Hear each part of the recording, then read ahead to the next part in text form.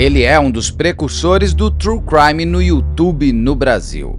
Já há mais de 4 anos, trazendo casos de crime e mistério, Marcos Campos coloca sua estrela na calçada da fama dos youtubers com sua voz marcante e seus vídeos de alta produção. Mas vamos aos fatos agora, nesse encontro que tenho com Marcos, onde falamos, claro, de casos e mais casos criminais. Diretamente de um dos endereços mais famosos do Brasil, de um dos principais cartões postais da cidade de São Paulo, e com as transmissões feitas dos nossos estúdios na Avenida Paulista, eu sou Beto Ribeiro e eu pergunto, que crime é esse? Olá, sejamos todos muito bem-vindos. Por favor, não deixe de se inscrever, curtir, compartilhar, ligar sininho, marque nas suas mídias sociais, nos marque a todos nas mídias sociais. Se puder, seja membro, se não puder, tá tudo certo. Desde que venha comigo, eu sei que você vai vir comigo até o final deste encontro marcado de azul, né? A gente vai podia ter colocado aqui o mel e azul, o mel no azul da Rosângela Monteiro, viemos a mesma cor de camisa. Sincronicidade, cara. Um pouquinho mais claro, mas a gente tá na mesma paleta de cores que a gente tá na moda. Se falar. Combinasse. E tá com marrom com azul, é muito chique, adoro marrom com azul. Meu amigo Marcos Campos, que tem um canal também de crime aqui no YouTube. Se você não segue, siga. Se você segue, vai gostar ainda mais. Para quem não sabe, você foi foi a primeira pessoa que me ajudou quando eu abri o canal. Então eu tenho uma gratidão muito grande por você. Que isso, imagina, cara. Foi sempre um prazer ajudar você. Você que é o expoente da comunicação de True Crime do Brasil. Não, que eu vi o chefe falando quando você foi lá no podcast. Lá no pessoal do YouTube da Mari, da Luana, as duas ali. Isso, a Luana, calma. Porque quando eu abri o canal em agosto de 2022, eu te procurei e você foi super solícito comigo para a gente fazer uma primeira collab que me ajudou muito a fazer o canal ser visto pelas outras pessoas. E eu tenho, de verdade mesmo, aqui claramente, eu tenho que te agradecer publicamente. Sempre quando eu estou publicamente com você, eu agradeço, eu sempre farei isso. Imagina, eu sou muito feliz por ter essa gratidão sua. E assim, quando eu recebi aquele e-mail seu lá, eu já sabia quem era você, né? Já te acompanhava nos outros canais lá. Inclusive, muito na minha inspiração, quando eu faço as introduções dos vídeos, é baseado nessa intro que você tem, que é marcante e tal. Eu acho que, apesar de você gostar de fazer o crime e deixar ele um pouco mais leve, assim, né? Uma trocação de ideia e tal, e eu saio da introdução com aquele clima de mistério e depois continuo nesse clima de mistério, eu me inspiro nas suas introduções. Então, que bom que a gente se inspira. Aliás, juntos. eu ouvi as suas introduções e falava, puta, baita voz que tem esse cara, velho. E aí quando você mandou o e-mail, eu falei, pô, não é possível que é ele. Você sabe que eu achei que era o Beto Ribeiro lá de Araras. Tem um Beto Ribeiro em Araras, que é um repórter, né? Eu não conheço ele. Tem alguns Betos Ribeiros. Tem o Beto Ribeiro, que é o repórter, tem um que é um músico, se eu não me engano. Tem um que é um DJ, tem um que é um ator de filme pornô. Eu sempre digo, eu não sou de ator de filme pornô, não venha com tanta empolgação pra cima de mim. Porque ele não... Eu acho que o seu Beto Ribeiro já tá indexado em todo lugar, cara. Esses caras não vão roubar sua cena nunca. Já foi. Mas eu fico feliz de saber que você já via anteriormente, e eu tenho uma coisa com voz, né? Eu morria de vergonha da minha voz. E aí eu fiz, foi uma locução guia que eu fiz para uma série que eu estava fazendo. E falaram, adoramos o locutor. Eu falei, não locutor sou eu, isso aqui é só uma voz guia. Não, vai ficar. Então, foi muito legal, porque como eu não me gostava muito da minha voz, pessoas que eram qualificadas a aprovaram sem saber que era eu. Então, foi bom saber que tinha esse valor. Você sabe que minha mãe, minha esposa, todo mundo falava, você precisa trabalhar com a voz também e tal. Você tá... que você tem uma voz aí. Eu sempre fui músico, né, cara? Trabalhei minha vida inteira, comecei a tocar com... Assim, aprender música com uns 10, 11 anos, mas eu comecei a trabalhar com música com 14, 15 anos, eu tava fazendo barzinho. E fui aí, cara, até... Cantando? Tocando piano, cantando teclado, já fiz banda baile, daquelas que... Eu falo que eu fazia o trabalho de músico jagunço, embora eu não gostasse. O que é músico jagunço? É aquele que Você sabe o que é isso, Saulo? Músico jagunço? Não, porque quando você chegou aqui, eu adorei que você falou assim pra mim, oi, tudo bem? Foi em cima do Saulo. Ele pegou e ficou só com o Saulo. Porque o Saulo é músico também. Então ele só ficou conversando com o Saulo. Não queria nem saber comigo. Então, tô brincando. O que é músico jagunço? Músico jagunço é aquele que te paga, você vai lá e faz o serviço. Não pergunta nada, não sabe de nada, só vai lá e faz. Faz a música que pediu e vai embora. Exato, cara. E eu fiz isso aí por anos, por anos. E chegou um momento, cara, que eu precisei sair dessa banda aí que eu tocava. Quantos anos você tem? 39. Você é jovem. Ah, nossa. E aí, cara, eu precisei sair dessa banda que eu tocava, banda baile e tal, que a gente viajava muito e assim, a gente acabou de ter nossa primeira filha e não tava mais curtindo muito essa vida de viajante, né? E aconteceram outras coisas lá também que não vem ao caso, mas aí eu precisei sair. E aí, cara, foi um período brabo assim na minha vida, sabe? Porque a gente Isso tinha... que ano, mais ou menos? Isso daí foi 2014, né? Por aí, 2014. Tá, 2024 há 10 anos. É. E aí, de 2014 até 2018, mais ou menos, foi assim uma barra, porque a gente tinha uma reserva, assim, foi levando de boa, mas chegou um momento que acabou e as coisas que eu tava me engajando para fazer com música não estavam vingando, sabe? Não tava dando certo. Eu tava fazendo um esforço danado, porque eu sempre fui muito dedicado, coisa de capricorniano, sabe? Quando eu coloco uma coisa na cabeça, eu vou até o sangue. Sei bem como são. Só que não tava dando resultado, isso daí foi me deprimindo, né, cara? Eu sei que chegou em 2018, eu tava assim... Não fala que tava com depressão, porque eu acho que não chegou nesse ponto, mas eu tava bem tristão. Assim, você tinha quantos anos, mais ou menos? Em 2018? Uns 34? 30, é por aí. Engraçado que eu tive isso aos 34 anos, quando eu saio do mundo corporativo e eu lanço o Poder S.A. Eu acho que tem uma coisa, 34, 35 anos, de você falar o que eu vou fazer, para onde eu vou seguir. Exato, e foi aí, cara, que eu tive... Não sei se você é ligado nessas questões de espiritualidade, de fé. E foi aí que eu tive assim, uma confirmação plena de que quando a gente tá precisando, o negócio acontece, cara. Porque assim, além de tocar, eu sempre fui produtor cultural, né? Produzia músicos, assim, e eu também escrevi um projeto cultural, que era um projeto social, que dava aula para crianças da escola pública lá de Araras, e também tinha... Enfim, era um projeto bem bacana. É um projeto bem bacana, ele ainda tá aí no altar adormecido, mas ele existe. E aí, cara, em 2018, ali para 2019, eu tinha escrito já esse projeto, ele estava lá engavetado, por quê? Infelizmente, para você conseguir rodar um projeto cultural hoje em dia, você precisa ter o QI, cara, das empresas, porque é uma concorrência desleal, né? Chega o Marcos lá com o projeto Recreio Musical e chega, sei lá, um Luan Santana da vida, uma concorrência totalmente desleal. Brigando pelo mesmo inclusive, cofre. Inclusive, esse é um ponto de debate nessas leis de incentivo aí, né? Que ela devia prever que isso para incentivar artista que não tem condição, não é um cara consagrado, mas enfim. E aí, cara, eu tava nessa deprê e um dia eu conversei lá, né, com os espíritos superiores, com Deus, falei assim, meu, eu não quero nada, eu só quero que o senhor me mostre um caminho para onde eu devo colocar a minha energia vital, porque eu já tô esgotado, tô me sentindo humilhado, não consigo acertar em nada. E, cara, eu te juro, não deu uma semana, eu falei no começo aí da nossa sincronicidade de cor de roupa, né? Uma mulher que estava viajando pro Canadá, ela voltou para Araras. Meu telefone... Ele é de Araras, que é no interior de São Paulo. Aqui você mora lá, né? Moro. Tá. Vai vendo que história legal. Aí ela me ligou, cara. Falou, queria fazer aula de piano. Você dá aula de piano? Falei, dou. Mas onde você achou meu telefone, né? Porque eu fazia isso aí em escolas lá da cidade. Eu joguei no Google, apareceu o seu nome. Marquei com ela uma aula experimental, desliguei e fui ver no Google. Falei, será que meu nome está indexado e eu não estou sabendo, né? Joguei lá, aula de piano Araras. Zero, aparecia só as escolas. Falei, como que essa mulher, né? Aí beleza, fui lá dar aula experimental para ela, comecei a conversar com ela. Falei, o que você faz? Tal. Ela falou assim, eu sou... Ela tem um alto cargo lá numa usina lá de Araras, uma usina super bem estruturada, a usina São João, né? Ela falou assim, eu trabalho lá e tal. Eu falei, você conhece o esquema de PROAC e tal? Sim, a gente patrocina o PROAC. Eu falei, eu tenho um projeto escrito, você quer dar uma olhada? Eu mandei para ela no mesmo dia. Cara, não deu 10 dias, a gente tava rodando o projeto com um apoio integral da usina. Que bacana. E aí aquilo ali foi o meu sinal, né? Eu falei, acho que eu vou estar aqui então, produção cultural. Foi o que eu pedi. O que era esse projeto? Era ligado à música, nada crime, nada com nada. Não, só música. O crime já vem logo mais, que você já vê que vai ter outro plot twist aí.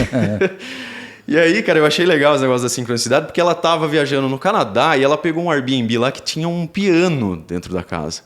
Ela brincou com o piano, ela nunca fez aula. Falou, quando eu voltar para Araras, eu vou procurar um professor. E para ela, o fato dela ter me achado, cara, no momento que eu tava pedindo, precisando de uma luz para engajar o que eu tava fazendo, eu tava colocando minha energia lá, e foi super legal. E aí o projeto aconteceu, 2019 a gente executou ele inteirinho, aulas nas escolas, shows nas escolas, depois aulas para os alunos que ganhavam bolsa através do projeto. E aí chegou 2019, final dele, pandemia. Putz, é verdade. Lá vem a Covid. Não vou conseguir renovar o projeto, né? Tudo parado. O projeto já tinha sido aprovado pelo PROAC, mas não ia poder rodar, porque estava tudo com... E eu já tinha alugado um espaço para fazer uma escola. Putz. Falei, puta, não é possível. Então acho que essa não era a luz. E aí que eu tava falando, né? Minha esposa, minha mãe sempre falava, você precisa trabalhar com a voz e tal. E eu não sabia direito como, né? Então eu me inscrevi naquele site Locutores do Brasil, sabe? Sei. Coloquei spot lá da minha voz, mas nunca pintou nada.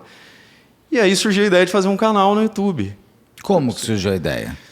Bom, eu conheci... Olha só que legal. A música foi me levando para aí também, né? Para esse caminho. Porque tem um canal aí de um amigo meu que chama Jonatas Scriven, que é de terror e tal. Ele faz também curta-metragem de terror. E ainda nesse ano de 2019, ele tinha entrado em contato comigo para fazer uma collab com ele para compor a trilha sonora do curta-metragem que ele estava fazendo. Mas ele é de Araras também? Lá do Ceará. Você conhece ele pela vida? Pela internet. Ele entrou em contato, ele viu. Eu já tinha algumas coisas de composição própria lá no YouTube, que eu já fazia coisas para o YouTube, mas como músico. Entendi. Sem compromisso, um vídeo a cada 2, 3 meses e tal.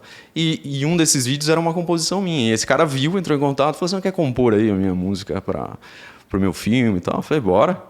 Vi que o canal dele tinha 1 milhão e pouco de inscritos, né? Falei, pô, é nóis. Agora vai aparecer. Hoje que eu tô no meio, eu falo, isso aí não adianta nada. Número de inscritos? Todo mundo fala isso. Eu falo, gente, a importância é a audiência, não inscritos. Audiência, cara. Tem canal de 1 milhão e 2 milhões de inscritos que dá... Você vê vídeo dando 900 views. Exatamente, cara. Daí qual é a vantagem? Ou você tem um cemitério de inscritos, ou... Inscritos fantasma. Comprados, inscritos ou fantasma, não sei, zumbis, Sim, não sei. Tem canal pequeno hoje que faz a mesma visualização que o meu canal, que já tem 600 e poucos mil inscritos. A importância é o número de views, não o número de inscritos. Enfim, é esse cara aí, só para concluir, esse cara entrou em contato, eu fiz a trilha para ele, a gente acabou ficando amigo, assim, virtual, online aí, né? E aí, quando eu tava nessa vibe aí de falou, pô, o projeto gorou, né? Aí eu falei com ele, falei, ô Jonas, você acha que vale a pena eu fazer um canal, cara? Ele falou assim, cara... Vale, tenta, porque eu acho que se é grana que você está precisando, eu acho que vai ser melhor do que o seu canal de música aí. Falei, beleza, vou começar. Mas por que crime e mistério? Não foi crime. Foi o quê? Começou? Foi com contos de terror. Sim, mas dentro desse universo, o mistério está aí. Mas sim. Por quê? Você sempre gostou desse universo? Adorei, mas mais ficção, né? Filme de terror, essas coisas assim. Crime real mesmo, a única coisa que eu acompanhava os clichês aí, o Linha Direta. Nunca foi muito de consumir documentário de crime real. A não ser esse daí, Linha Direta, tal. Isso eu gostava bastante, mas na época do Domingos Meirelles. Domingos Meirelles, tá? É que eu sou da época. O Fagundes. Quem fez? Não, o Fagundes fez Você Decide. Foi na tela. Teve até Marcelo Rezende. Eu já peguei da época do Domingos. Eu achava, nossa. É que o último, que eu vi uns 2, 3 episódios, atual, com o Pedro Bial, ele é mais documental mesmo. Ele tem uns reacts assim, mas pouco. O outro chegava a ser um especial de ficção mesmo, né? Sim. E aí, aquele clima era legal, né? E aí, comecei fazendo, né? Com base nessas coisas que eu consumia, comecei a fazer contos de terror. Só que não vingou muito, assim, até que ia legalzinho. Assim, Você que escrevia os contos? Alguns sim, outros pessoas que eu Edgar Allan Poe da vida. Sim, também. Audiolivro, né, essas coisas. Audiobook. E aí, cara, comecei a fazer isso aí no comecinho de 2020. E eu levei o canal até mais ou menos outubro de 2020, só com contos de terror, ufologia, casos de ufologia e tal. E não tava vingando, né? Até que eu falei assim, quer saber, eu vou fazer um caso criminal aqui para ver o que acontece. Porque até então, em 2020, tinham 2 canais só, né, que faziam bastante sucesso. Porque tinha o quê? Tinha a Jaqueline Guerreiro. E o Freak. E o Freak TV também, é verdade. Esqueci do Freak. Ah, não. É assim, de gigantes, né, de grandes. Mas tinham outros canais aí pequenos. Inclusive, tem um canal do meu amigo Daniel, Paralelo Metafórico, que foi o único cara, você falou, né, que a gente se conheceu pelo e-mail que você me mandou. Esse foi o único cara também que me deu moral quando eu comecei o canal. Mas eu não mandava e-mail assim, tipo, eu gravei 2 vídeos e vou lá começar a pedir collab. Tem que ter um pouquinho de senso também, né? Meu canal já tava ali com uns 15, 20 mil inscritos, aí eu comecei a enviar alguns e-mails para ver se o pessoal tava afim de fazer uma collab. E o Daniel foi o único que me respondeu também, assim, e foi um cara gente boa comigo. A gente fez umas 3 collabs no começo, ajudou bastante. Quando você começou a ver que tem pessoas gostando, tem pessoas curtindo, como é esse momento de você ver... Porque você buscava uma luz, você buscava um sinal. Eu não sei nem descrever pra você, cara, mas foi um negócio assim... sabe? Aquele alívio. Eu falei, pô... Mas ao mesmo tempo, eu acho que de tão calejado com a vida, você Nossa, sempre fica... calma. Você é muito novo pra você ter um calejado. Cara, eu resumi muito, Beto. Você não tem noção do que foram aqueles 8 anos da minha vida, cara. Foi um negócio assim... Mas revisitar esses 8 anos é muito interessante hoje, não é? Sim. Porque você percebe que sem eles você não seria o que você é? Exatamente. A gente conversou sobre isso no final de semana passado. A gente tava lá... Nossas que aqui está a esposa dele também. Isso. Vocês estão casados há quanto tempo? Bastante 12 tempo. anos. É. 12 anos. E aí a gente tava conversando no final de semana. Bom, desses 12 anos, você pegou 8 anos de força. Tá Sim, certo. teve comigo o tempo todo aí, segurando a barra nesse Comeu momento 1 quilo de difícil sal aí. mesmo. Porra, caramba, cara. Nossa. Porque assim, sentimento, cara, você não controla, né, velho? O seu cérebro te leva pra um lugar que você é artista. E tem o isso também, artista, acho que por exemplo, eu não sou artista, mas você é artista, e o artista ele busca a consagração do seu trabalho através do olhar do outro. Você precisa que o outro confirme que o seu próprio talento. Então você buscava isso. E esses comentários, o pessoal entrando, curtindo, compartilhando, ligando sininho e tudo mais, isso começou a ser o seu palco, é isso? Sim. E assim, ao mesmo tempo, uma segurança, né? Do ponto de vista de pai de família mesmo. Você falou, cara, encontrei... tem que pagar a conta, né? Exato, encontrei o meu caminho, né? Agora é com isso aí que eu quero trabalhar. E foi isso, cara. Daí foi lá em novembro que o meu canal deu um... Sabe aquela novembro curvinha? de 2020. 2020. Mas qual foi o primeiro caso criminal que você fez? Boa pergunta, hein? Acho que foi o... Que até virou documentário na Netflix. O que ele é? Americano? Americano, daquele cara que matou a esposa e as 2 filhinhas, depois ele jogou num tonel de óleo. Maravilhoso, que tem o... Esqueci o nome dele. Pra mim é o melhor documentário da Netflix, é óbvio que eu não vou lembrar o nome agora, tem um caso comentado aqui no canal, que é o cenas de homicídio. Cenas de homicídio. Aquele documentário é de um nível de linguagem que é todo feito com as câmeras da polícia chegando, do celular, de câmera de segurança. Você viu o documentário? Visceral. Ele é incrível, ele é maravilhoso aquele documentário. Ele tem pouquíssimas imagens feitas com câmeras que não sejam da realidade. E quando eu fiz esse caso aí, ainda não tinha o documentário. Fui um dos primeiros a falar sobre ele, então tava bem raso, sabe? Eram as matérias que a gente pega, as fontes abertas. Qual que é? Né? Não é Cenas de um Homicídio, que é de uma família? Hã? Quer ver? Põe o cartaz para aqui, para a gente ver depois. Tá pegando? Tá. Fala, vai continuar. E aí, cara, ele foi bem raso, assim. Então, assim, embora o canal tenha começado a alavancar com os casos criminais, esse daí eu recebi algumas críticas, né? Você não... É esse mesmo. Pena que você não tem. Pega depois a foto da família, que é toda a família perfeitinha, né? Ele, gato, a mulher gata, as 2 filhinhas. Parece a perfeição da felicidade. Mal sabe o que vai acontecer com eles. Tô vendo né? o cara aqui, não consigo lembrar o nome dele, cara. Que ele tinha uma amante, Chris né? Watts. Chris Watts. Chris Watts. Gente, Exatamente. lembrei. Você falou... Caramba. Eu preciso saber o que você toma, Beto, pra você gravar esses casos de cabeça, cara. A história eu lembro. Nomes são problemáticos comigo. Nomes são muito problemáticos, mas a história eu lembro, porque é como se eu tivesse lido um livro que eu gostei mesmo, ou visto uma série que eu gostei mesmo. Mas eu acho que esse negócio aí, né, falando de memória e tal, esse negócio de... Eu tenho um pouco de dificuldade, aquela história que eu comentei lá do músico de jazz, músico de erudito, né? Que você coloca a partitura, o cara toca muito bem, o outro você tira, acabou o músico, né? Nos casos criminais são mais ou menos assim, né? Eu tô meio que viciado em ler TP. Mas você já tá tirando isso. Tô tirando aos poucos. E sabe, a audiência é uma coisa engraçada no YouTube, né? Porque você faz uma alteração assim no negócio, parece que você causou um tsunami. Eu preferi o outro formato, não sei o quê. Eu falei, calma, outro formato existe. Mas Só tô fazendo um teste. Você lê todos os comentários? Não tem como, não são muitos. Graças a Deus. E também eu acho que eu leio alguns, mas eu tenho uma equipe que responde e tudo mais. Até porque eu acho que se a gente ler tudo, ou a gente vai ficar angustiado de fazer todo mundo feliz, ou a gente vai se sentir arrogante sendo o melhor do mundo. Exato. Então, acho que não é bom nem para um lado nem para o outro. E a gente precisa ter a certeza, a gente, o que quer fazer. E surpreender. E às vezes o outro vai falar assim, eu preferia quando fosse. Tá bom, mas é assim. Isso eu preciso trabalhar em mim, cara. Agora é assim que vai ser Por feito. isso que eu tô me O espelhando caso em você. comentado, se eu tivesse ouvido as pessoas para as quais eu enviei para saber opinião, eu não teria colocado no ar.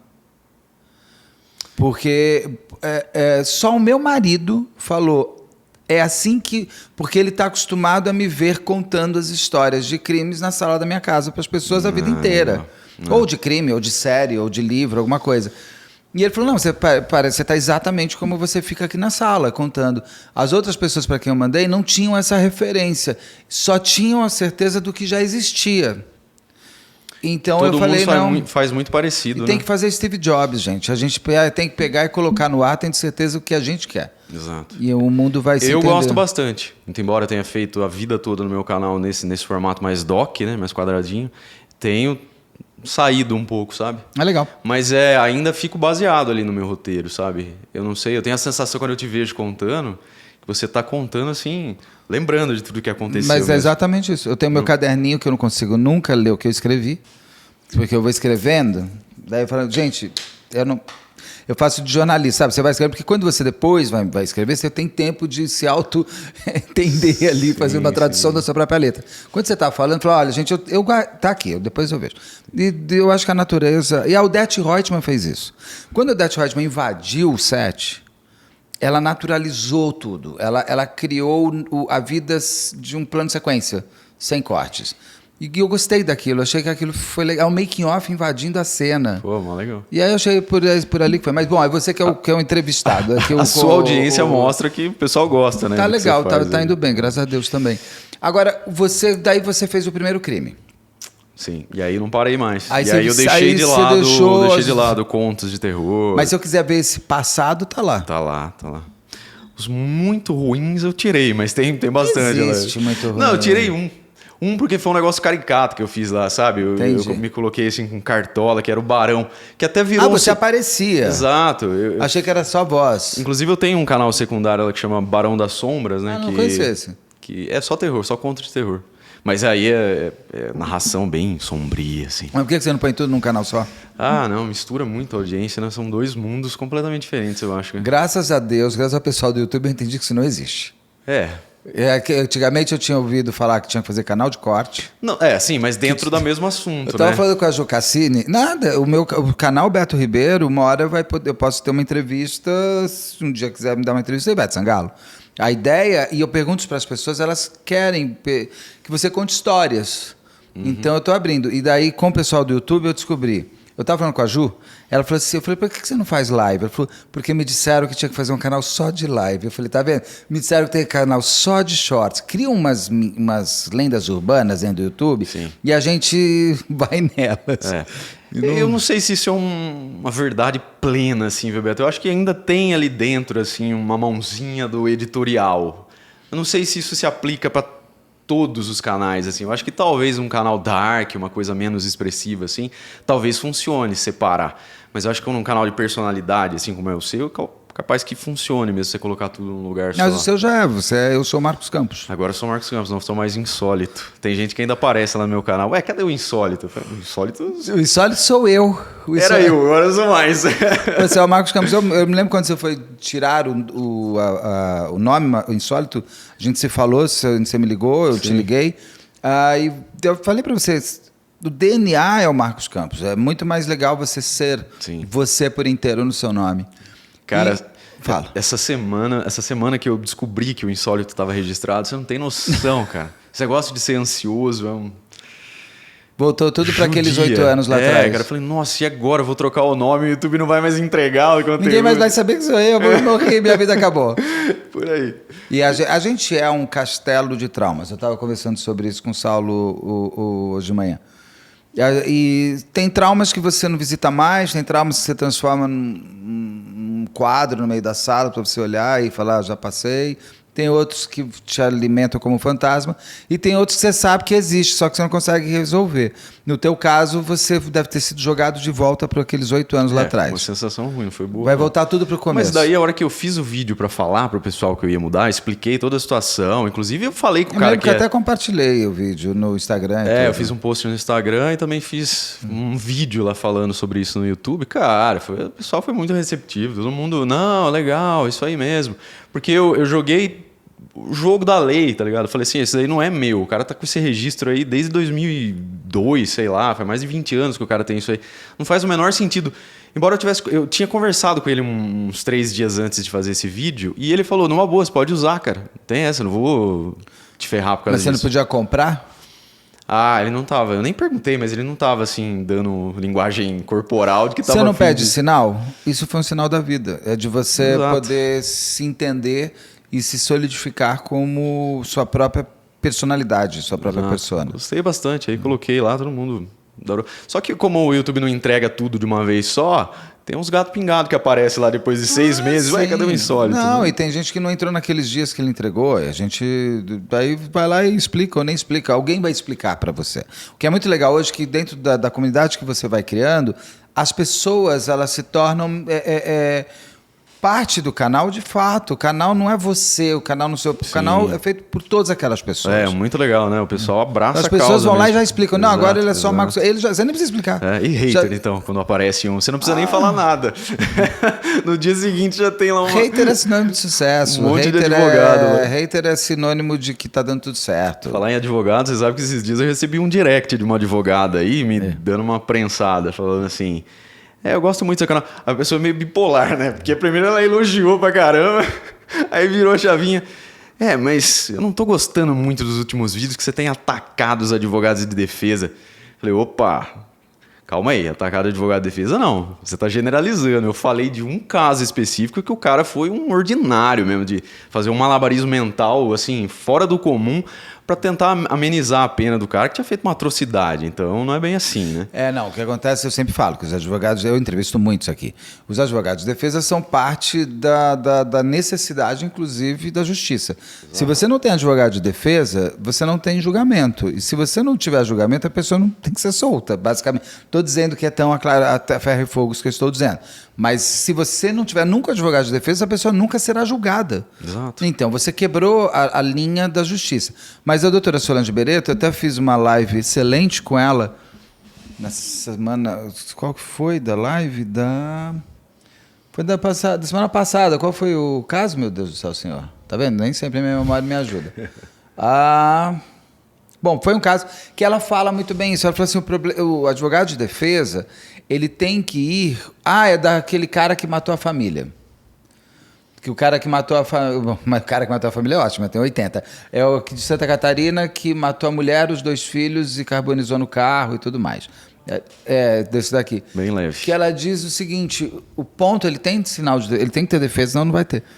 Mas não dá para você querer dizer que o cara surtou, que o cara não sabe, que veja bem, que olha bem. O Beto sempre fala da construção de seu assassino, então eu fui construído como assassino, o que não significa que a pessoa não tenha que ser penalizada. Apenas a gente tem que descobrir quando a gente está construindo o nosso assassino. E ela apontou muito bem naquilo lá. Eu falei, bom, você acabou de fazer uma aula aqui para um advogado de defesa onde ele pode pegar para diminuição de pena. O que você está falando é a mesma coisa. Tem advogados de defesa que fazem realmente um tsunami dentro ali do júri e o próprio jurado fica sem saber o que fazer ali, né? Inclusive eu fiz uns casos ultimamente aí que têm sido bem polêmicos lá no canal, viu? Quais casos? Você já viu um caso que aconteceu em 2020 lá na Austrália, de uma mulher trans? Não. Que era profissional do sexo e tudo mais. O pessoal passou pano assim de uma forma bizarra nos comentários, vai vendo. Uma mulher que nasceu, cresceu lá na Austrália e sempre se assumiu. Como mulher trans? Como mulher trans. Tá. Nasceu homem Exato. E fez a transição para mulher. Exato. E aí, cara, você imagina, né? Ela é de 1900 e... Quando aconteceu o crime, nasceu ela homem geneticamente. Eu sei que já que nasceu mulher desde sempre. E quando o crime aconteceu, ela tinha 69 anos de idade. O pessoal passou pano pelo seguinte: ela cresceu num ambiente, segundo a família, depois que todo mundo foi ouvido durante o julgamento e tal, Um ambiente, assim, bastante preconceito e tal. Então, ela encarou isso aí, ela meio que, não sei se enfiou num casulo, começou a trabalhar, fazendo um programa, assim, nesses sites que marcam encontros, assim. E ela, não sei se o termo correto é mentia ou omitia a sua verdadeira identidade. Ela não colocava que ela era mulher trans, colocava que ela era uma mulher. E também não falava a idade verdadeira. Ela colocava lá, assim, a descrição do anúncio dela: eu sou uma loira peituda de 38 anos. Nossa, mas ela tinha 69, corajosa. Se você olha as fotos, realmente você, pelas fotos, você fala, não tem 69 anos, né? Mas filtro existe. Exato. E aí vai saber como é que era o anúncio dela. Não vi as fotos. Estou narrando o que está tudo que foi relatado nas fontes abertas. Aí. E aí tinha um carinha lá na Austrália estudando, lá, um cara da Colômbia, 23 anos. Oh, meu Deus. O rapaz viu o anúncio dela, se interessou, ligou, mandou mensagem. Inclusive essas mensagens que eles trocaram, colocou ele lá na cena do crime e tal. Vamos marcar? Vamos. Vai ser na minha casa, o encontro, na casa dela, a Kimberly. E eles combinaram, o moleque foi lá. E aí eles começaram a fazer o programa e tudo mais. E aí, não sei o que ele percebeu ali, ele perguntou para ela, falou, você é mulher de verdade? E diz, segundo o depoimento dele no julgamento, que ela não respondeu nesse momento aí e continuou. E aí ele deu mais uma corda ali e chegou um momento que ele saiu e falou assim, você não é mulher, né? E aí eu acho que ela falou, não, eu sou uma mulher trans, tal.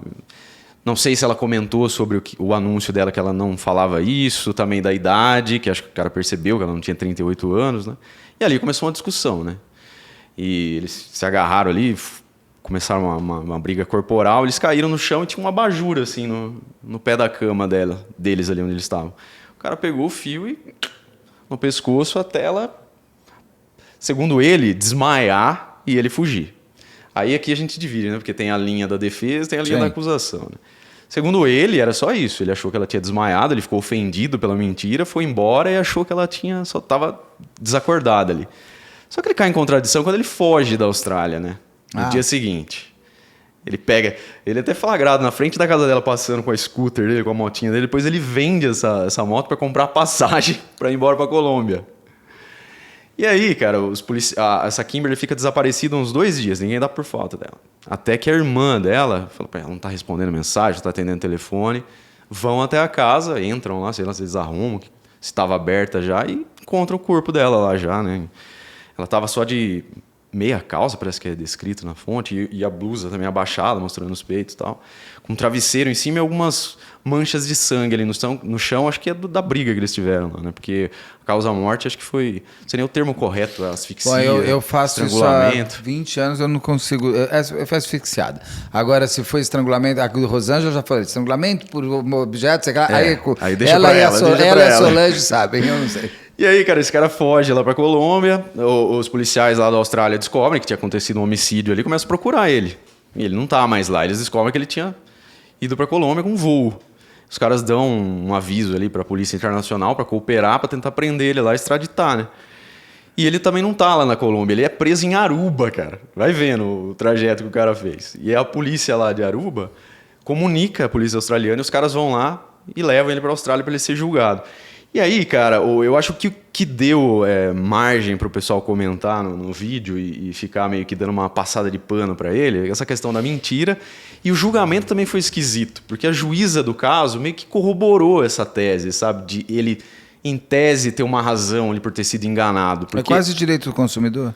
Não é? Ele pegou 10 anos, cara, por homicídio culposo. Eu não sei o que Culposo ou doloso? Culposo. Lá, então o culposo é alto lá. Porque no Brasil, se eu não me engano, o culposo é bem baixo, é 2, 4 anos. Mas ele pegou 10 anos, mas com 6 ele já podia pedir a liberdade condicional.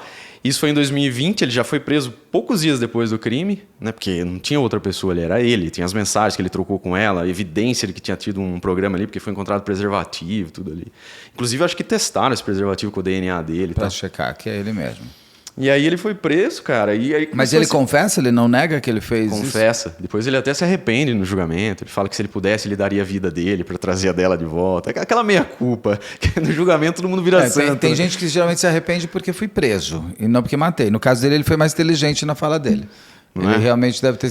A fala daria um arrependimento por ter matado alguém, né? Não por ter E vai sido vendo, preso. cara, as justificativas da... E ele tinha passado criminal, esse cara? Não, ele tava lá estudando, era um cara que tinha um futuro promissor. Não, mas sei lá, você já tinha 23.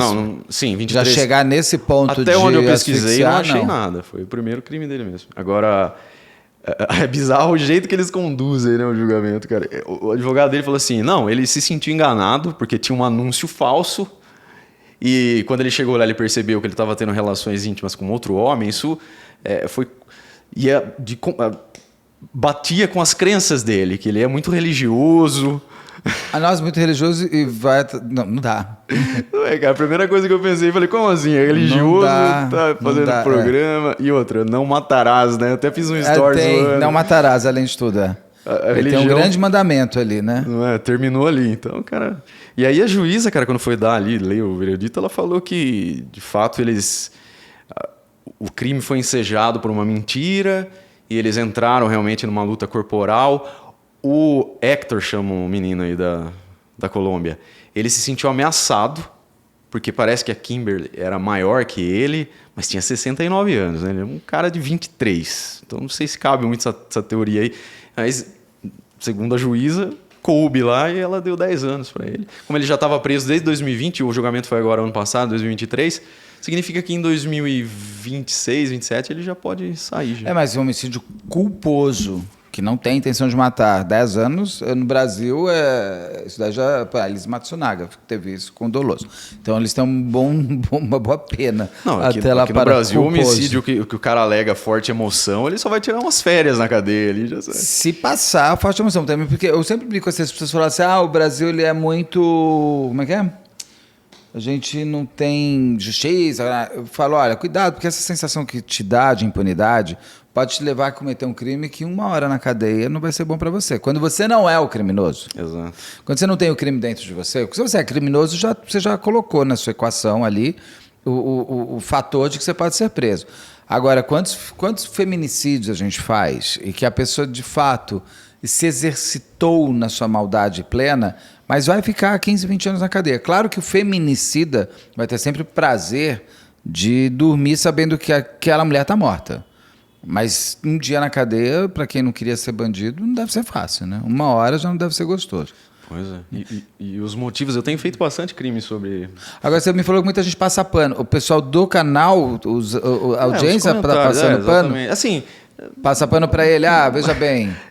Tipo assim, ninguém tem direito de tirar a vida da outra pessoa, mas... Adoro mas. Mentiu. Vírgula, mas. Mas...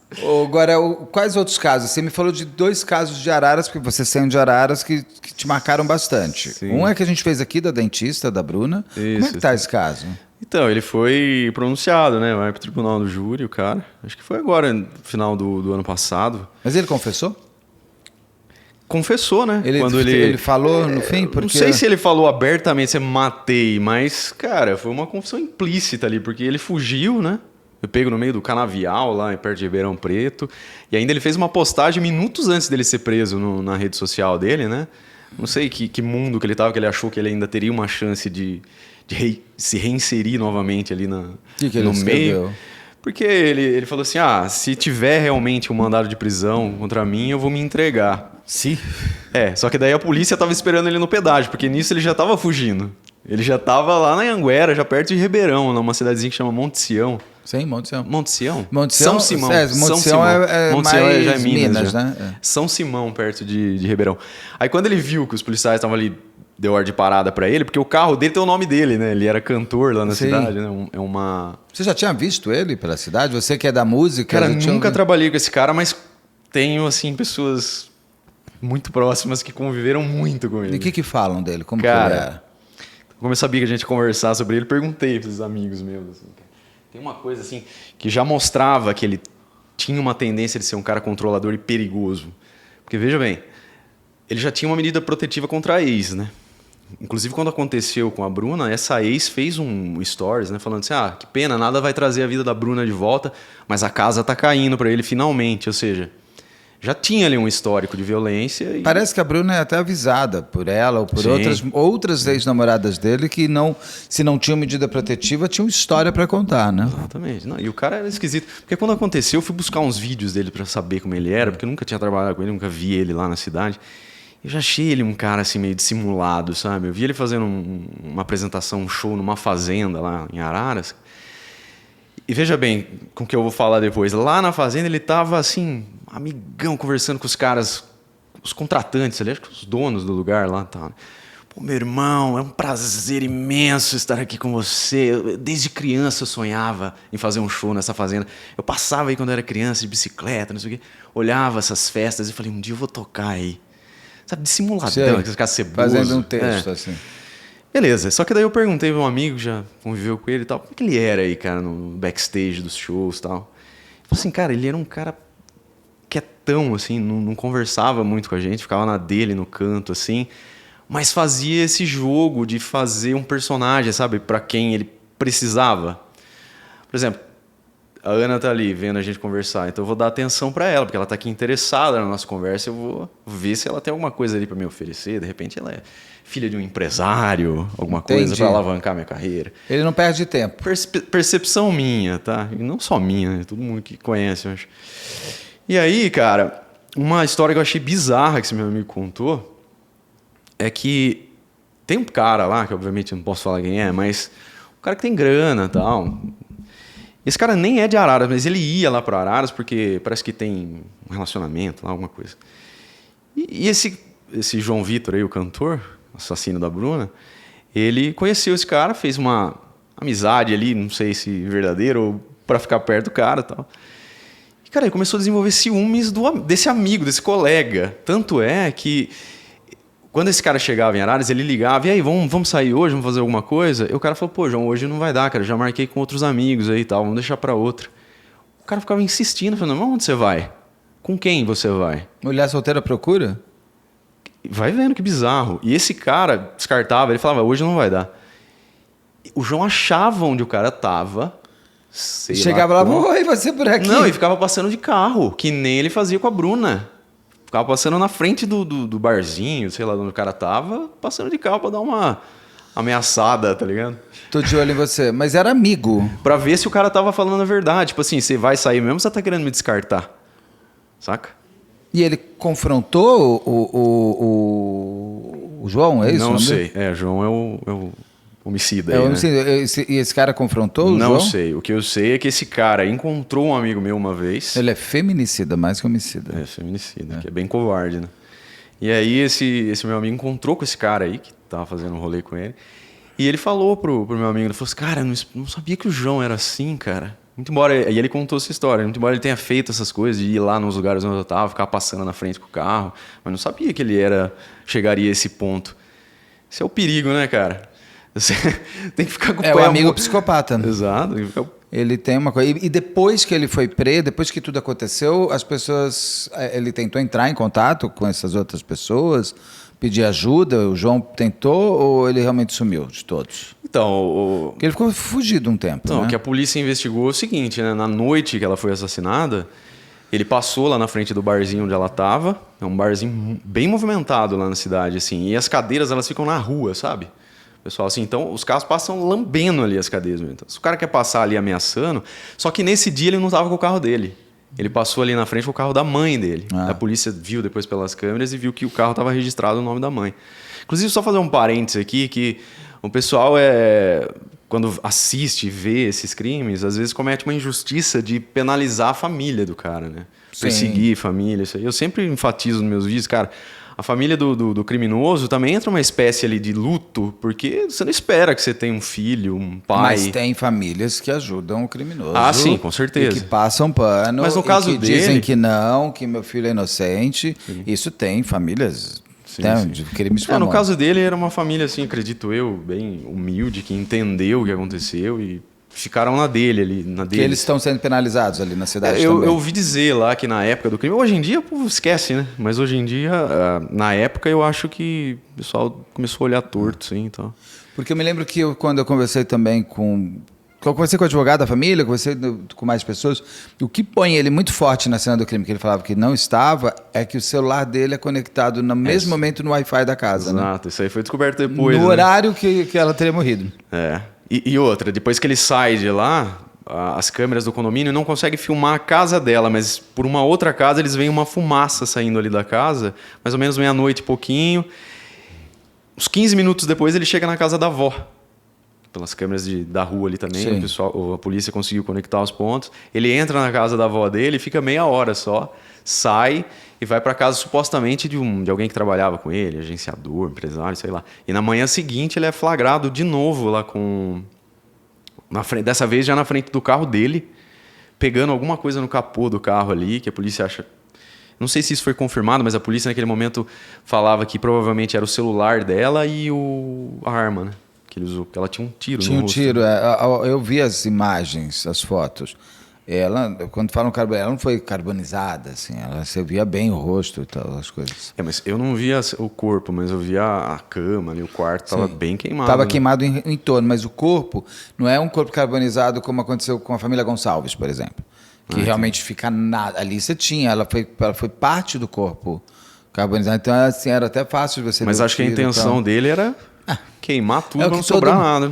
O que é muito interessante nesses criminosos, e as pessoas falam, mas se a pessoa assiste ao canal, ela não vai aprender a fazer? Não, ela vai aprender que é melhor não fazer. Porque ela vai ser pega. Não adianta você tentar, porque você não vai conseguir. O crime perfeito é aquele que não aconteceu, que a pessoa parou antes de exercer. Exato. No caso, muitos desses põem fogo porque acham que o corpo pega fogo assim.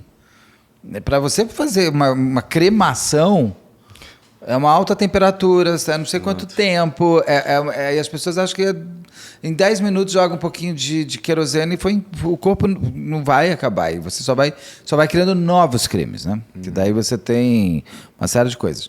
Mas você sabe que umas coisas assustadoras desse cara também é o comportamento dele nesse curto período de tempo que ele namorou com a Bruna, né? Porque acho que eles ficaram juntos 6 meses. 8 meses, não é? 6, 8 meses, E nem foi um namoro, assim, foi um vai e volta frequente. E essa pessoa aí que eu conheço chegou a pegar o João conversando com ela no telefone perto da hora deles fazerem um show lá e tal. Ele perguntou, nossa, por que você tá assim, cara? Você tá meio nervoso aí nos últimos shows e tal. Aí ele contou, ele falou, na boca dele, falou, eu invadi a casa dela lá, quebrei televisão, tudo. Isso aí a polícia viu depois também, né, que aconteceu. Porque eu acho que foi isso, inclusive, que deu ensejo à medida protetiva que ela tinha contra ele, né? Ela já estava com medida protetiva? Tava, né? Porque acho que o relacionamento terminou aí, quando ele invadiu a casa dela, quebrou TV, tem foto disso aí tudo. Ele quebra a TV, o celular dela. Inclusive, ela tinha emprestado um celular dela para ele, um outro aparelho. E nessa ligação aí que esse cara que eu conheço, que estava conversando com ele, é com o telefone dela, cara. Ela estava ligando para ele, que eles tinham terminado, e ela queria o aparelho de volta. E o cara ficava sempre naquela defensiva. Não é bem assim, não. Você pode seguir sua vida aí, mas a gente tem que conversar. Aí em outro áudio ele fala, não é bem assim, não. Quando ela fala assim, segue sua vida, cara. Sabe? Já foi. E o cara é insistente, sabe o que... Como que eles... Eu não lembro agora, como que eles se conheceram? Provavelmente nesses bailes da vida, acho, nos shows. Foi show ou mídia social? Porque ela e ele vêm de mundos muito diferentes. Total, cara. Água e vinho. Totalmente, assim, ela era uma mulher muito bem formada, já estabelecida, mãe, com condições financeiras muito diferentes da dele também. Uma mulher que se você olhasse o histórico dela, a foto dela, as mídias sociais dela, você fala, essa mulher nunca cairia numa relação abusiva dessa maneira. Ainda mais com um homem tão abaixo dela em todos os sentidos. Todos os sentidos. Ela era muito maior que ele. Exato. Eu sempre achei estranho esse caso. Mas eu acho que por aquilo que eu falei pra você lá da lábia dele conversando com os empresários da fazenda lá, esse cara, o psicopata, ele tem um mel na lábia que eu nunca vi, cara. Os caras conseguem convencer. Eu vi o Ulisses falando no Inteligência, no Vilela, exatamente isso. O Vilela perguntou, mas como um cara feio desse, do Maníaco do Parque, pode ter arrastado tanta mulher bonita pra um lugar remoto, assim, na garupa de uma moto, cara? Ele encontra no outro a porta de entrada. A lábia só vai ser usada para quem vai cair nela. Tanto que uma ou outra ele erra, o Maníaco do Parque. Ele dá uma errada. Por isso que ele cai, né? Por isso que ele, inclusive, porque ele deixa o cartão e tudo mais. O problema é que às vezes ele vai se tornando arrogante e ele acha que qualquer mulher, no caso do Maníaco do Parque, estaria pronta para ele. E daí ele volta atrás. Agora, no caso de um psicopata como... Nem sei se o João é psicopata, mas dentro dessa forma de ser, de ele perseguir pessoas e tudo mais, Mostra que ele vai buscar a pessoa adequada a ele. E a pessoa desse nível, ele está 3 quilômetros na sua frente. Quando você percebe, ele percebeu que você percebeu, ele já te dando volta de novo, roda e você fica tonto, você cai de novo na rede. Isso, Será que tem essa questão de... Você nunca foi vítima de psicopata? Não sei. Que cara. hoje você, olhando Talvez. algumas amizades ou algumas pessoas, que você olha de hoje e fala assim, cara, como é que eu fui tão... Como é que Eu acho que sim. Nossa, eu tenho uma lista. Eu moro no interior, cara. Mas psicopata, você No balança interior e cai tem 3. o psicopata, tá Se ligado? você estiver no Alasca, só você e 3 pessoas, uma delas é psicopata. Torce pra não ser você. Ou torce pra Cara, ser você. Eu definitivamente não sou, cara. Eu falei pra Não, mulher, você zero. pode ficar tranquila, porque psicopata eu não sou, cara. Eu sou péssimo pra mentir, cara. Cara, se você pedir pra eu contar uma mentira, acho que você descobre ela no terceiro segundo da mentira. Não, e eu tenho uma coisa, eu acho que ainda mais por causa do canal hoje em dia, tem gente que quer testar se eu pego. Claro que eu já sou muito mais ligado, não é por causa do canal, por causa da idade também, porque eu já fui enganado algumas vezes na vida. Mas você tem, o psicopata, ele vai se atrair pelas pessoas que ele quer ter com ele. Sim, Seja sexualmente, seja socialmente. pra levar seja vantagem, alguma coisa. vantagem até uma vantagem, assim... Para ser convidado para festas que você é convidado. Para fazer parte de um grupo de amigos do qual você faz parte. Os bons psicopatas, quando tem uma boa aparência, eles são imbatíveis, porque aí eles vão para tudo que é lado. E lá de Arara, você também falou, tem a Bruna, a cidade meio... Eu me lembro que a gente fez uma live aqui com a Rosângela. esse... Foi um caso bem forte da dentista. Sim. O outro, cara, é de uma menina de 14 anos que aconteceu em 2013. Esse caso não tem solução e tem uma investigação, assim, que... É um grande mistério, sabe, né? coloca o pé atrás. Que a gente conversou com o pai dela, a Ana mandou mensagem para ele respondeu umas perguntas que eu fiz lá. E assim, a menina desapareceu às 7h30, quase 8 horas da manhã, em abril de 2013. E veja só, ela estava indo ao cabeleireiro, porque a irmã dela que teria horário nesse cabeleireiro, e ela teve um problema ali, dor de dente, alguma coisa assim o pai falou. Então eles marcaram o dentista para ela naquela manhã, e ela não poderia ir ao salão, transferiu para a Beatriz Silva, ela chama. Então a Beatriz nunca saía de casa sozinha. Ela tinha 13 anos, né? 14. 14, é. Mas ela nunca saía. E naquele dia, como a mãe trabalhava, o pai estava em casa, mas ia levar a filha no dentista, ela foi sozinha. E a casa dela não é tão longe assim como foi noticiado à época, sabe? As notícias falavam que o salão ficava 15 quarteirões, a casa nada a ver. É pertinho. Depois que eu falei com o pai dela, ele fez o trajeto para mim no Google Maps. É pertinho, assim, sabe? Uma quadra e meia no máximo. E o local lá, cara, ele é meio... Hoje em dia, ele tem bastante árvore, mato. Naquela época eu não me lembro, mas eu acho que devia ser mais ainda. E o que a polícia fala? Que quando ela estava chegando perto desse salão, por volta das 15 para as 8, provavelmente a hora dela era às 8, 15 para as 8, ela entra em contato com a mãe, avisando que está chegando e tudo mais. 5 para as 8, a dona do salão chega no local. E ela olha para a rua, não tem ninguém. Esse é o relato da investigação. Então ela entra, fica esperando a menina lá. Passa o tempo, ela não chega, ela liga na casa dela. Falou, a Beatriz não vem? Tem horário aqui e tal. Aí o pai fala, não, ela já foi, saiu daqui 7h30. Ela tinha saído da casa dela às 7h30 da manhã. E aí começa o desespero, né? O pai dela sai de bicicleta, ele fala, ele começa a fazer o percurso que ela fez, ela não está em lugar nenhum. Ele volta para casa, porque ele tinha um compromisso lá com a outra filha, avisa a esposa dele. Ele fala que ele liga para a esposa já entra em choque na hora, né? Desmaia lá no trabalho dela, sai e aí começa uma grande comoção. Naquela época o Facebook era muito usado. E eu lembro que a gente acompanhou em real time o negócio, sabe? A primeira foto que foi publicada, a Beatriz está desaparecida, ajude a encontrar e tal. Você já estava com um canal? Não, ainda não. Não. O canal se abre em 2020. Isso. Tá. Esse foi aquele período brabo. 2019 para 2020. Né? E aí, cara, começa a procurar por ela. Dá mais ou menos... Acho que ela foi encontrada, era umas 2 da tarde, mais ou menos, né? Não lembro. No meio da tarde, o pro corpo final, dela foi encontrado? Foi encontrado o corpo dela. Num lugar, cara, assim, muito suspeito no sentido de quem achou, sabe?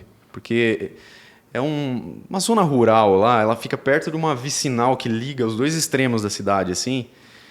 E é um canavial. Araras é toda cercada por canavial, assim, tem muita terra. E esse lugar, segundo o delegado, é usado ali como um motel a céu aberto. E ele é bem no meio assim, desse canavial. Você tem acesso por essa via novela, aí que chama essa vicinal aí. Você entra e não é tão fácil assim. E quem ajudou nas buscas por ela, meio que achou agulha no palheiro, sabe? Ela tá aqui. E claro, esse cara, a gente perguntou pro pai dela, ele foi investigado tal, com um possível suspeito, mas o DNA não bateu, porque tinha DNA nas unhas dela. Ela tinha sinal de defesa, então. Sinal de defesa. Tinha 10 golpes no corpo dela, perfurações, né? Que a perícia, na verdade, falou que provavelmente foram feitos com um espeto de churrasco ou um ferro de construção, sabe aqueles vergalhão? Então assim. foi pego de oportunidade, não é que a pessoa levou uma faca, nada. Exato. Um espeto de churrasco você não anda com ele. E um vergalhão você pode ter pegado por ali. A não ser O que vergalhão ou o espeto foram encontrados? A arma foi encontrada? Então a polícia, nas matérias que eu li, não pra falou ter nada, o pai jogado dela também não também, falou nada, provavelmente sumiu com isso aí, né? E assim, o lugar ali onde ela desapareceu, cara, por volta das 7h30, 8 horas da manhã, um crime de oportunidade, porque o caso foi encerrado assim, né? Como se alguém passou ali ao acaso, viu, levou. Só que é muito estranho, né? Porque a polícia falou que ninguém sabia que a Beatriz ia lá, porque o horário era da irmã dela. E ninguém sabia que tinha acontecido esse imprevisto, a dor de dente da menina e tal. A irmã dela tem quantos anos? A irmã dela é mais nova, mas não sei quantos anos ela tinha na época. Esse cara que encontrou ela tinha alguma ligação com o salão? Conhecidos, assim? Não, no salão não, conhecido da família. Era da rua? Cara, era da rua? Vizinho? Porque isso me lembra muito Lara Maria. O dia que ela foi levada pelo autor foi a ocasião que ele encontrou para levar, mas ele já tinha visto ela. É o que eu penso, mas a polícia disse assim... Talvez ele estivesse esperando a irmã, mas já que não tem a irmã, vai você. Porque a polícia falou assim, ninguém sabe. Só que o pai, nessa última conversa que a gente teve, contradiz isso porque ele fala assim, que na véspera, a Beatriz já sabia. A Beatriz sabia que ela ia no lugar da irmã. Isso não foi assim no dia, de manhã, ela ligou e falou, ela tá indo no lugar da irmã. Não, foi na véspera já, porque até eles tinham marcado o dentista e tudo mais. E ele fala que ela voltava de ônibus da escola, com amigos. Inclusive, elas voltaram, ela com mais umas amigas lá, voltaram cantando, vão no cabeleireiro, no esteticista. Acho que não era uma coisa muito comum. Então ela estava feliz. Era um dia de princesa. Exato, e ela falou isso ali. Ela chega no salão? Então, 7:45, ela entra em contato com a mãe e diz que está perto. Quando a dona do salão chega às 7:55, ela não vê ninguém. Significa que ela sumiu nessa janela de tempo das 7:45 às 5:00. E esse vizinho mora nessa janela, nesse lugar? Ela morreu onde ela foi encontrada? Segundo a investigação, não, porque eles não encontraram. Foi só desova, porque eles não encontraram terra no sapato dela. E ali Não, meio até de um sangue, canavial. de repente também, a própria... Mas o que está escrito lá na investigação é devido ao fato de não ter sido encontrado terra ali no corpo, no corpo não, na roupa, no sapato. Mostra que é só o cara tirou do carro e colocou ali. Tipo Daniela Pérez, ela não foi morta onde ela foi encontrada, ela foi morta antes. Exato. Esse canavial, ela foi encontrada a que horas? Ela some às 8h10? 8 da manhã, né? 8 da manhã. Acho que final da tarde do mesmo dia. E esse canavial é longe da rua dela? Não tanto. Não é perto, mas não é tão longe assim pra você falar assim, nossa, o cara fez um baita rolê pra deixar lá. É na região, sabe? Tanto é que esse bairro, umas 4, 5 quadras pra cima, já tem acesso a essa vicinal aí. Entendi. Então o cara saiu dali, presumo, já foi direto pra lá. Aí, porque o cara não foi... Ela foi violentada? Foi. Ela tava com roupa? Tava com roupa, vestida. Inclusive, cogitou-se à época que havia a participação de uma mulher no crime pelo fato de ela estar muito bem arrumada quando o corpo foi encontrado. Porque a roupa foi colocada depois. Os oficiais falaram que isso não é característica de um homem, né? O homem simplesmente ia jogar lá e tchau. Ela estava vestida, calça, tal. Ou alguém que respeita o pai dela. É uma coisa, tem umas coisas muito loucas, né? No vestir a pessoa que vai ser encontrada. Ela tem um certo respeito até pelo... Então, e eu achei a investigação muito precoce, assim, sabe? Uma semana depois teve uma coletiva de imprensa com o delegado lá e ele passou isso que eu tô te falando, né? fato de ninguém saber, mas o pai disse que ela cantou no busão para todo mundo ouvir.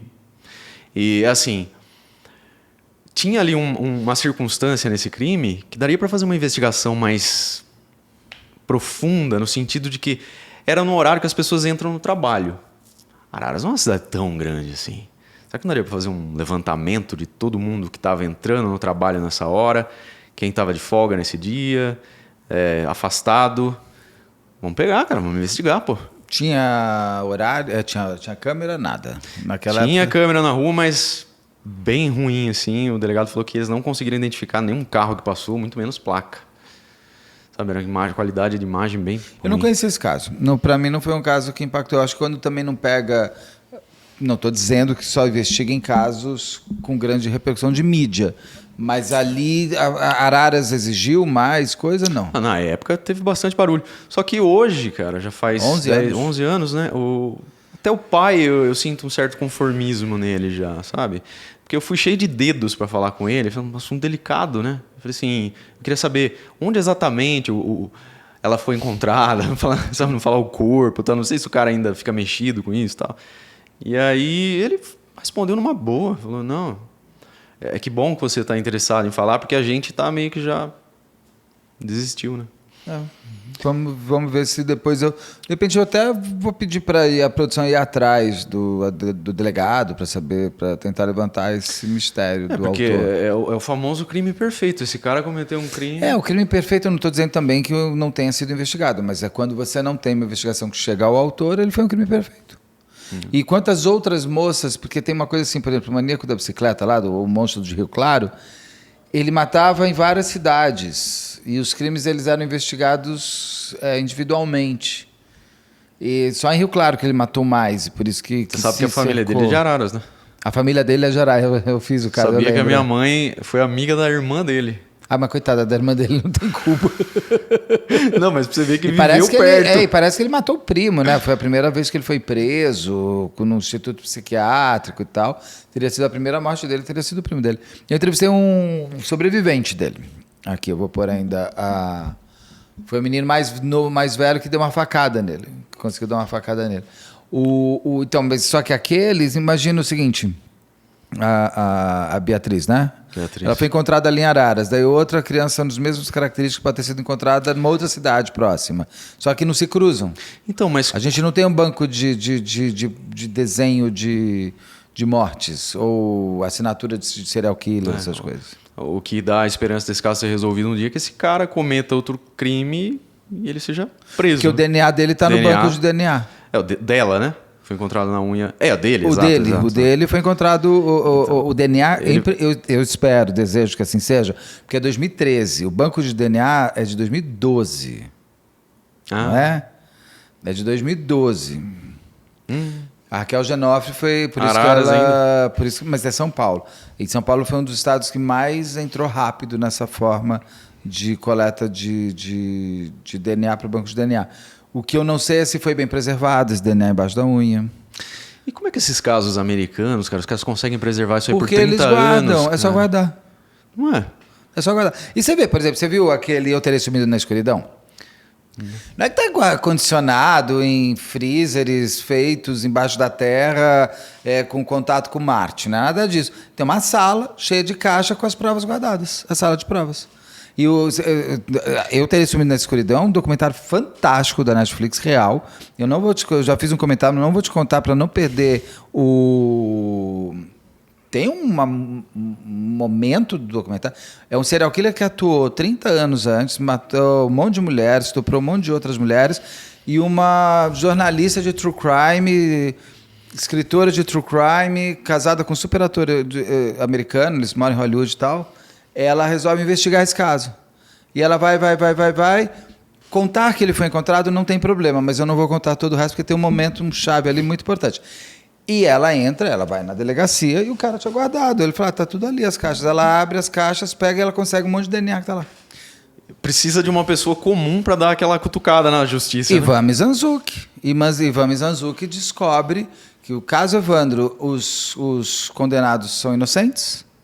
E eles agora são inocentados, que aquela ossada do lado do Evandro era o o Leandro Bossi, que o pai estava esperando e morreu esperando o filho voltar, e até eu me lembro quando eu entrevistei o Ivan, ele falou, Beto, tudo bem, não é o Leandro, ok, é uma ossada de mulher, ok, de menina. Mas quem é essa menina? Isso é um corpo de uma pessoa morta, é uma ossada de uma pessoa que foi morta. E aí o Ivan fica em cima. O ano passado, 2023, ele consegue achar a ossada do Leandro Bossi, confronta com o DNA da família e dá que era o Leandro Bossi. A família podia ter enterrado aquele menino há 30 anos. Ali claramente é um cemitério de um serial killer. Porque tinha o Evandro aqui e o Leandro Bossi aqui. Incrível, né? E o quanto que aquela investigação foi uma das investigações mais calhordas que o Brasil já teve, e isso eu coloco todo mundo daquele grupo lá da Polícia Militar que se envolveu, que não tinha que se envolver nisso, que era pós-ditadura. Infelizmente, o capitão Neves, sei lá o nome daquele homem, morreu, porque eu acho que ele devia estar preso hoje. E assim, você mas é o Ivan Mizanzuki fazendo podcast. E agora ele faz os Emasculados de Altamira, mostrando a mesma coisa do Evandro. De todo mundo, de todos os condenados, tem um só vivo. Então, que esse vivo seja inocentado. E que das pessoas que morreram, saia do nome delas, que é horrível, né? Como bruxaria, como matou não sei quantas crianças, esquartejou não, masculou e tudo mais. Então, você precisa, às vezes, mesmo do de fora. A polícia faz um trabalho mais ou menos, e a imprensa ainda compra isso, e aí o estrago... Muitas vezes não tem volta. O caso Evandro é exatamente isso. O caso Evandro é Eu estava falando dessa recuperação de DNA e tal. Eu lembrei de um caso que aconteceu nos Estados Unidos lá em 89, cara. Foi solucionado agora em 2016. Por causa do DNA que foi colhido. E o bom é quando o assassino não mata de novo, né? Ele é preso por uma outra coisa e aí dá aí você pega o match lá. E precisa também ter o cutucão de uma pessoa comum. Sim. No caso, foi também uma blogueira aí que escreve sobre true crime e tal. Esse é o Jacob Wetterling, já ouviu falar desse caso? Um menininho de 11 anos. Aconteceu em Minnesota, no estado de Minnesota. Uma cidadezinha pequenininha, não vou lembrar o nome da cidade agora, mas enfim. Esse menino tinha um irmão, um amigo, e nesse dia que aconteceu o crime, eles estavam sozinhos ali em casa, porque os pais dele, na verdade, tinham um compromisso lá perto. Eles iam sair e os moleques ficaram lá sozinhos. E aí, quando os pais já estão lá, o mais velho liga e fala, ó, mãe, a gente pode ir ali na locadora, no negócio de conveniência, para pegar um filme? A mãe fica meio relutante, né? Apesar de ser uma cidade pequena, não acontecer muito crime ali. Imagina, Estados Unidos, 1989. Quando eu estava estudando esse caso, eu lembrei na hora da cena do Will, do Stranger Things. Você lembra quando ele sobe? É o universo andando de bicicletinha e tal. Total. É que o Stranger Things é a minha geração exata. Eu tinha a idade do menino quando ele some. No ano que ele some. Nossa, eu tinha aquele Stranger cabelo, Things, inclusive. Eu tinha exatamente aquele cabelo. E aí, cara, muito bem. A mãe, depois de conversar com o pai lá onde eles estão, ela fala, deixa, né? Tá de boa, acho que não vai acontecer nada. Mas tinha acontecido 9 meses antes, mas eu já chego lá. E aí eles vão lá na conveniência de bicicletinha. Eles pegam o filme e eles estão voltando para casa lá. Do nada eles veem um carro chegando atrás deles, assim, devagarzinho, farol. O cara chega, encosta na bicicleta deles, desce com uma meia na cabeça. Tinha uma balaclava que chama, né? Quantos anos vocês têm? O cara pergunta. Aí o mais velho fala, o amigo dele também fala. E ele fala para esses dois, sai correndo aqui, não olha para trás. Ele tava armado, tava com uma arma nesse cara aí. Mascarado com uma arma. Sai correndo aí, não olha para trás.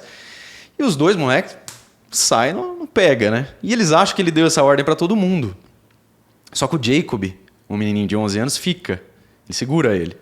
Aí quando esses dois estão lá na frente, eles olham para trás, cadê o Jacob, né? E eles vão para casa, desesperados lá, avisam um vizinho que alguém tinha sequestrado o Jacob. Aí eles ligam pro pai, os pais chegam lá e começa toda a investigação do caso, né?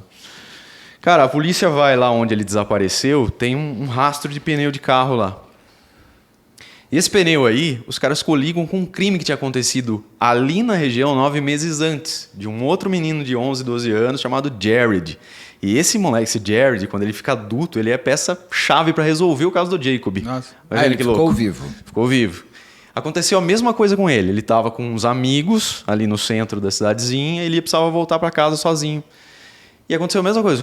O carro chegou atrás dele, o cara de máscara desceu, apontou a arma, entra aí. Abusa dele, dentro do carro ali, numa região de mata lá. Só que deixa ele embora. Depois que o cara se satisfaz ali, abre a porta e fala, ó, vai embora e não olha para trás.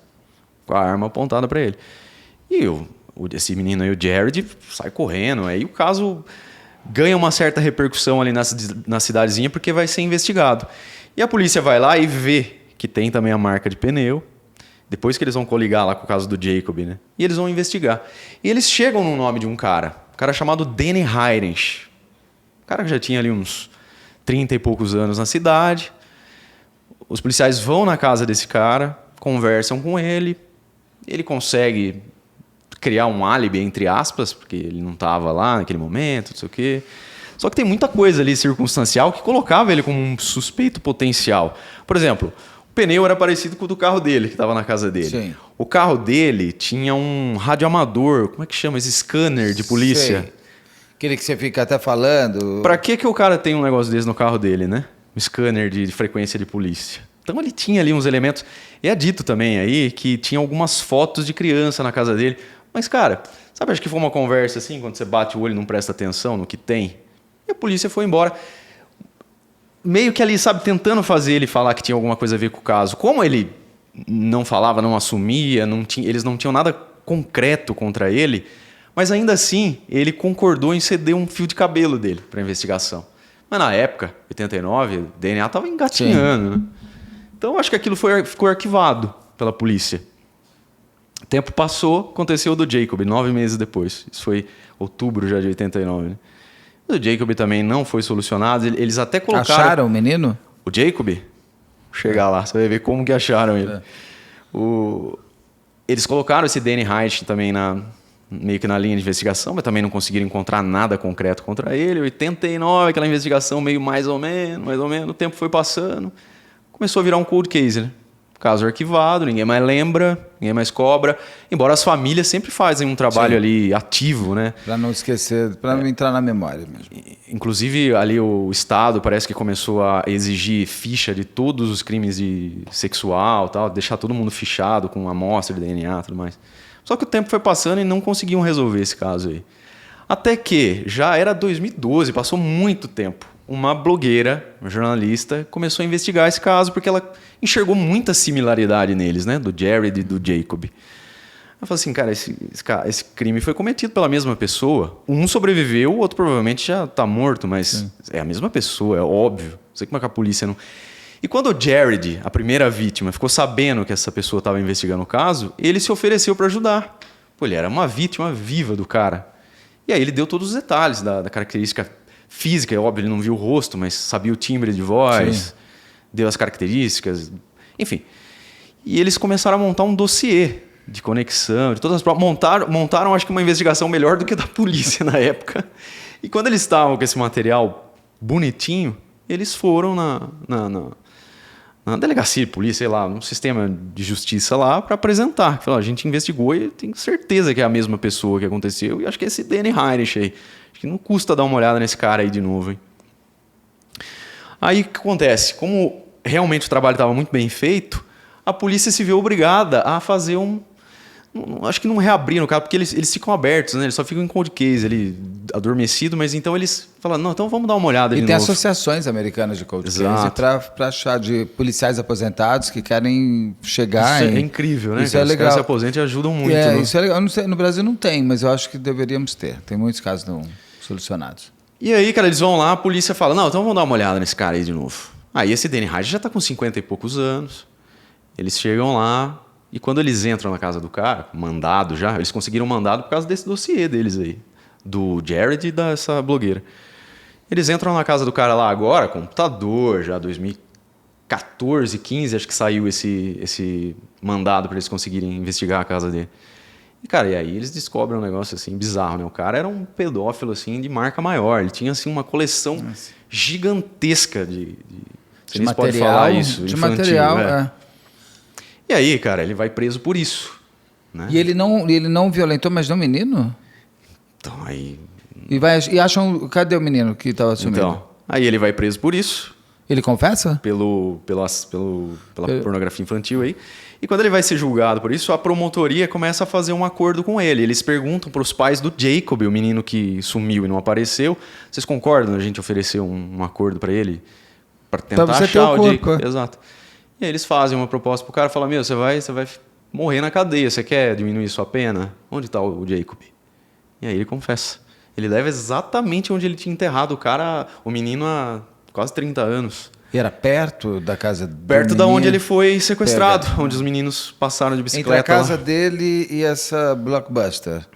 Exato, Vai no meio do pegar caminho ali, uma área de mata.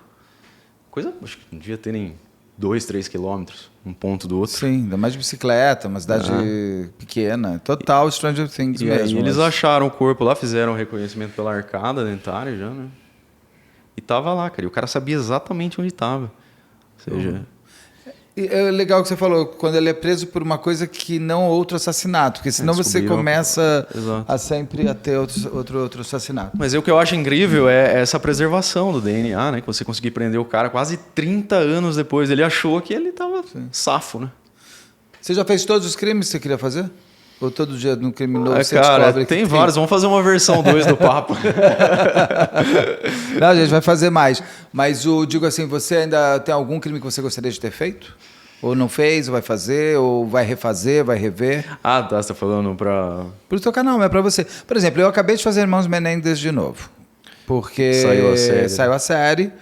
E eu era muito impactado pela primeira série Law and Order True Crime com Ed Falk, fantástica. E foi a primeira vez que eu tive contato com esse caso. Eu não tinha visto antes, não era um crime que tinha chamado atenção. E eu fiquei muito tocado pelo fato dos dois terem sido possivelmente violentados pelos pais. Eu fui pesquisar no YouTube, vi o julgamento e tal. Você viu a série da Netflix? Ainda não. O pessoal tava falando ontem no grupo meu lá dos membros Então do meu canal. assista, porque traz elementos novos que te colocam em dúvida se toda essa história do abuso não foi inventada. Então, assim, é muito... E a Ryan Murphy fazendo. Se tem uma coisa que ele faz, é uma grande pesquisa para poder fazer uma série... Eu gosto. Ele não pega... Ele não vai por um caminho... Ele não te... Law and Order True Crime, ele me deu um caminho só. Eles são inocentes, irmãos Menendez free, todo mundo tá lá e tal. Agora, essa daqui te dá todos os caminhos. Você decide qual que você quer, mas perceba que legal. todos podem ter um vírgula mas. E eu refiz, vai entrar agora também.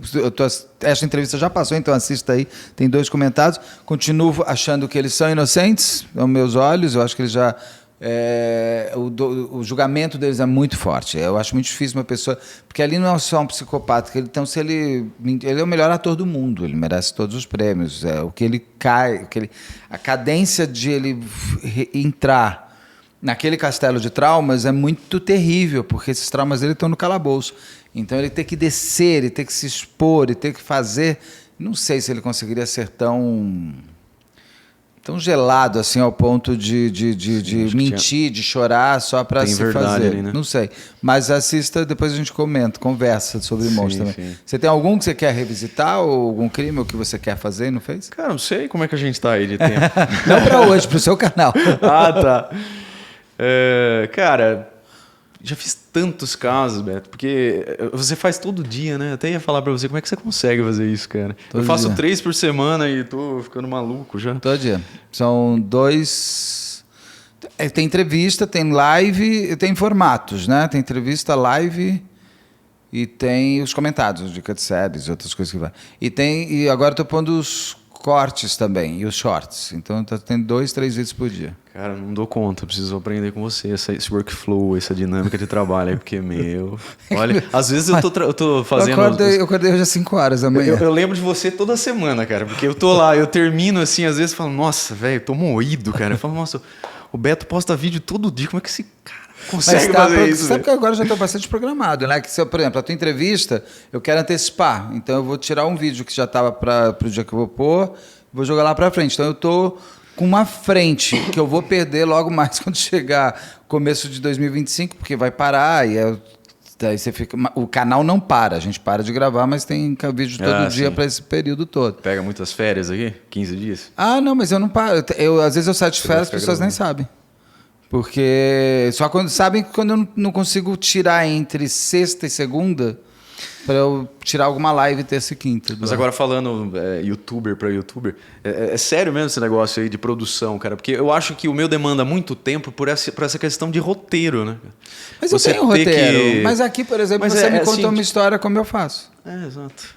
Não preciso você pegar tem um a manha roteiro, de fazer você isso. tem um storytelling, você tem uma linha do tempo para contar uma história. A história, a história é essa. E tem coisas que você fala assim, eu não vou lembrar o nome da cidade. Não importa. O nome da cidade não importa para a série ser contada. O que importa é uma cidade pequena, uma cidade sem problema de violência. Por exemplo, uma menina sair em São Paulo, depende inclusive do bairro, mas hoje São Paulo é uma cidade que está aterrorizante e aterrorizada. Nós que vivemos aqui nessa cidade, a gente não tem o prazer de vocês que vivem no interior de poder sair sem medo. Eu saio com medo para qualquer lugar. Eu não mexo no celular. Por exemplo, hoje, como eu ia andar um pouco, eu não venho de relógio. São coisas que você vai tomando no dia a dia da sua vida. Não, é um exercício maluco, porque você normatiza e normaliza a violência. Então, uma menina sair de casa, você vai falar assim, mas pô, também, o que é um absurdo, acho que a menina pode sair de casa e ir para outro lugar. Eu andava de ônibus com 10 anos de idade. Hoje eu fico com dúvida se uma criança pode andar sozinha com 10 anos de idade, o que pode acontecer. E na minha época não tinha câmera, não tinha celular, não tinha GPS, não tinha nada. E eu vivia em ônibus, metrô, isso, aquilo, nunca sofri uma violência, nada. Hoje em dia, com todo esse aparato, você tem homem entrando e matando mulher dentro de cabeleireiro, homem bulinando gente na coisa, mulher fazendo não sei o quê com o pai e com a mãe. Então, o que eu quero dizer com tudo isso esse receio de eu poder sair de casa existe, é meu, é da natureza, então você não vai conseguir ter.